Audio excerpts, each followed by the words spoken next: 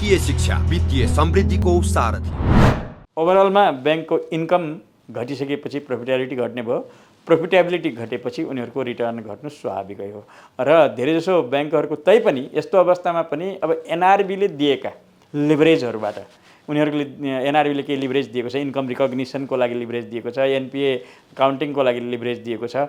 त ती कारणहरूले गर्दाखेरि ब्याङ्कहरू प्राय अकाउन्टिङ बेस्डमा प्रफिटमा देखिएका छन् र कतिपयले डिभिडेन्ड पनि डिक्लेयर गरिरहेका छन्, जो नर्मलमा 10-15% अराउन्डमा देखिरहेका छन् डिभिडेन्डहरू। अहिलेसम्म गरेका ब्याङ्क वित्तीय संस्थाहरूको एभरेज डिभिडेन्ड रेट त्यस्तो देखिरहेका छ। तैपनि यो भनेको अराउन्ड यो 3-4 वर्षमा हेर्ने भने 35%ले डाउन भएको जस्तो यो प्रफिटेबिलिटी मैले यसो डेटा हेर्दाखेरि अहिले सरसर्ती यो तपाईँको कुनै एकदमै एक्सटेन्सिभ एनालिसिस होइन, सरसर्ती हेर्दाखेरि